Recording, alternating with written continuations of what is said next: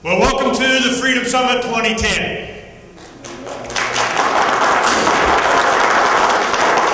You know, Mark and I, we were younger and had more hair when we first started doing this. It's been 10 years. Our first one was 2001. It was 3 weeks after 9/11. I remember one of our speakers that was there was Don Bordeaux. We had Butler Schaefer, which is his beautiful wife is right there, and he's sleeping. And the thing was that we knew what was going to happen. We were, you know, and Mark came up with the idea. He goes, "Ernie, I'm tired of traveling around all over to get to see all the speakers that I want to. We should do our own conference, and everybody's somebody we want to listen to." So we did. And the thing is that we have learned so much, and those that have gone to the summits this past decade was not caught unaware. We knew what was coming. Well, it's here. Can you hear me okay? Yeah, I'm not sure that that's something we're thrilled to say, well, it's here, but I'd like to be slightly more optimistic, and I'm going to try to remain optimistic somewhere. So yeah, it's our 10th year, and I remember after 9/11, there was some discussion, very brief, that maybe we shouldn't do the summit, because when we did the summit, was it October that year? I think it was just a few weeks after 9/11. And it was Columbus Day weekend. And everything was, you know, people were shut down, nobody was going anywhere, and Ernie and I just kind of took the attitude that the show goes on. No matter what, no matter where, no matter how, no matter who's there, somehow, some way, the Freedom Summit, which is, you know, in our opinion, sort of that little flickering hope of freedom, of a very, very important philosophy of how humans ought to interact with other humans, that we didn't start, we didn't pioneer, we're not inventing it, but we're doing our best to just sort of keep it alive. And you know, every year, you know, sometimes I get discouraged, because my attitude is there should be 100,000 people here with the names that we have. I mean, this is about freedom, and we're in dark times. There should be hundreds of thousands of people here. But whoever's here, in whatever it is and wherever it is, it's the Freedom Summit, and we're going to keep that that flickering light going. And so thanks to you guys for coming here and doing what you do to support freedom. Thank you. It's important. It's important. It's critical. So anyways, with that said, did you want to say anything else before we bring up Dr. The one thing that we want to do before you introduce Jeff is that there are a lot of people. We really, in the past few years, we have expanded our influence across the planet. And the evolution, the next generation that you're always, well, where's the next generation? Who's the next generation? It's all these guys that have all these skills with all these wires, okay? These guys being able to communicate instantaneously across the planet right now, and this is anarchy rules, all right? Chaos reigns. Let me tell you what happens.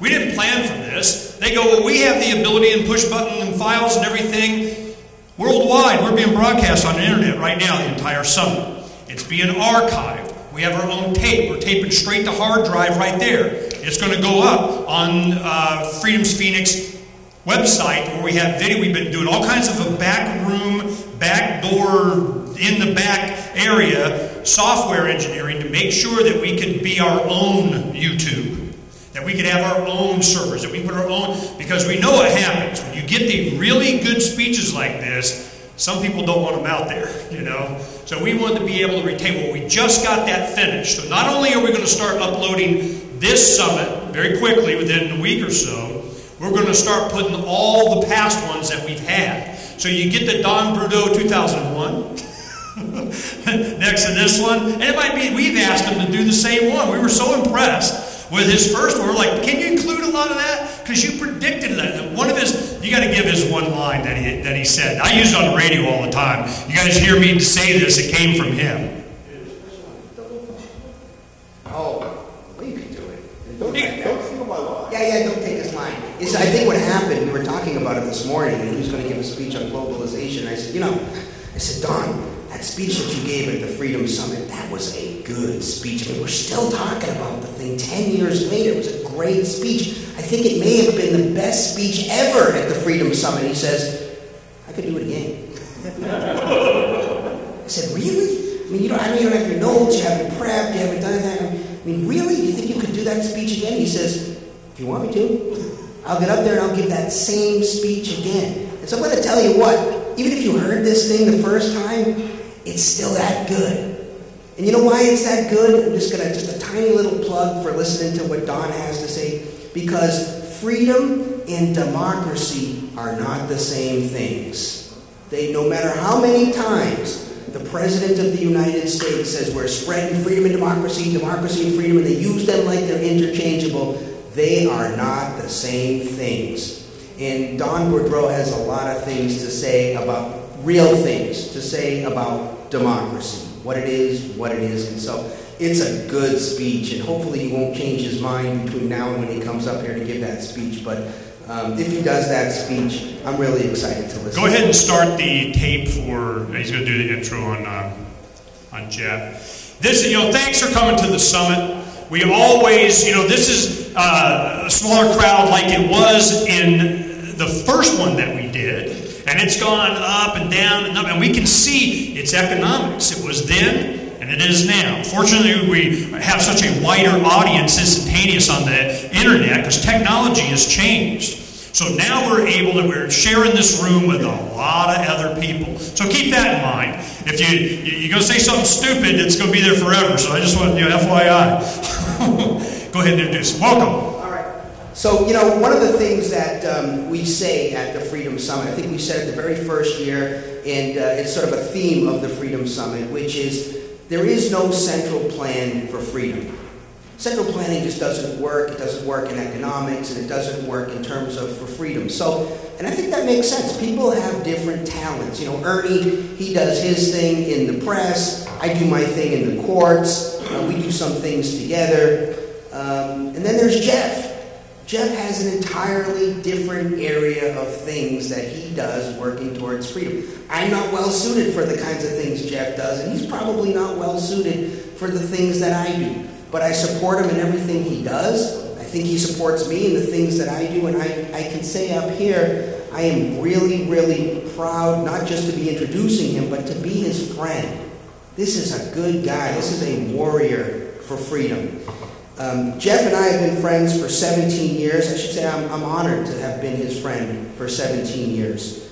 I hold him in very, very high esteem, not just because he is a surgeon, a great surgeon for the past 30 years, not just because he is on the board of the Goldwater Institute, long time libertarian. He's been fighting for freedom. How many years have you been promoting freedom, Jeff?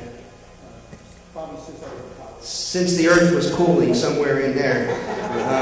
Prop 200, you may remember Prop 200. I think that was 96 when that came through. Jeff had a huge role in that. That was the first attempt to try to get a little baby step for medical marijuana. Jeff was the guy on the radio. Jeff was the guy on TV. Jeff was the guy with the credentials, the surgeon, the doctor, well respected.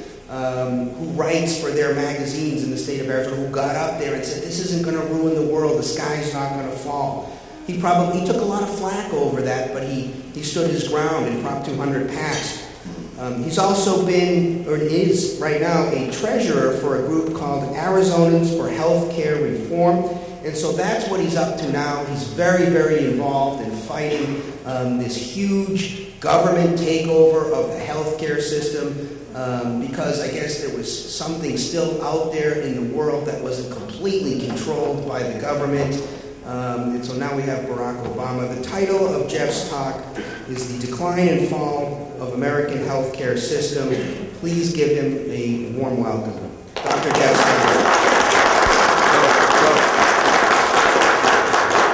Go to 3.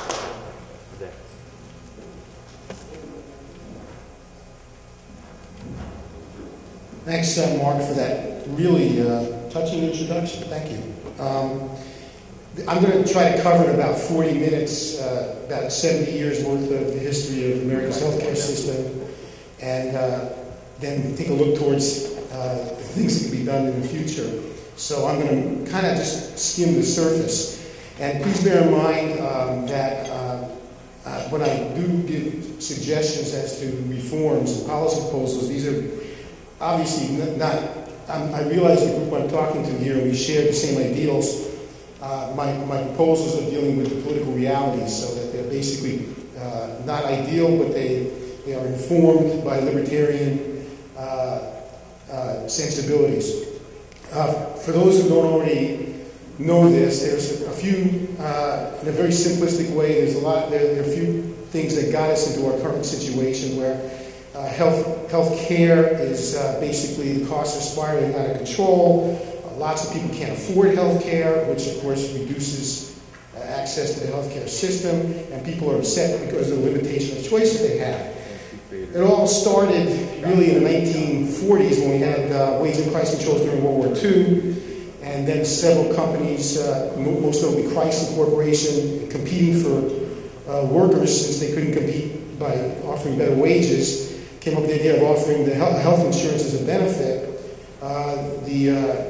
The New Deal administration liked that idea because their kind of on their agenda was socialized medicine.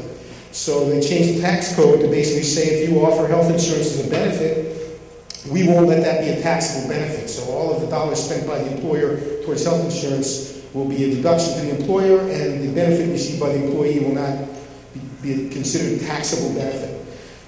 Within a few years, that becomes more and more popular. Unions start collectively bargaining for that, and by the 1960s, something like 70% of people who got health insurance got it through their employer, and by today, about 92% of people get health insurance get it through their job. Of course, there's a lot of problems with that. First of all, you have your employer buying your health insurance instead of you. I don't know about you, but I don't like people buying things for me unless I know exactly what I want. Tell them to go pick it up for me. Otherwise, I like to make my own decisions. And of course, when you spend money for somebody else, you tend to be less careful about what the other person wants than when you spend it for yourself. You get job lock, and of course you get the problem where the doctor and the patient, or the provider and the patient, are spending a third party's money. So you destroy the normal market forces that would ordinarily ensue when you have a consumer and a producer trying to interact and make a trade, which of course inevitably leads to prices going up, and then the employers start complaining to the government and wanting things done. Another important thing that happened historically back in the 1940s, what was called the McCarran-Ferguson Act. I don't get too wonkish, but this is important. Back in the 1940s, it was discovered that when health insurance companies and auto insurance companies tend to pool their data to help them come up with better premiums at lower premiums to offer their customers. But it was noted that pooling the data was a violation of a portion of the Sherman Antitrust Act.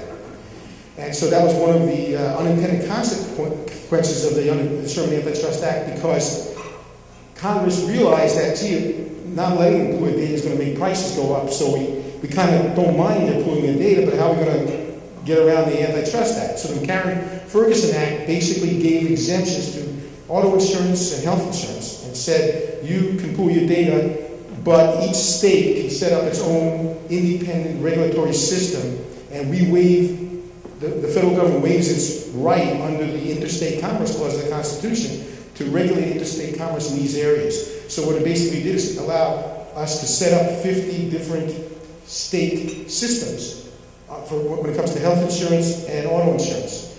And therefore, you have a situation where in some states you have only one or two companies. You also have a situation where each state puts on its own mandates regarding what can and cannot be covered, et cetera, et cetera. And another major cost driver are state-based mandates on health insurance. There are over 1,000 mandated benefits laws in the country. In Arizona, about a year ago, they passed laws saying all health insurance has got to cover autism. Now, I'm not here to say autism is an important thing, but if you don't have anybody in your family that has autism, then you probably don't want to buy health insurance that covers autism because you don't need it, but it doesn't matter, you're buying it. And all health insurance has got to cover chiropractic, et cetera, et cetera, et cetera. Some states, to give you some strange examples, California, all health insurance has got to cover marriage counseling.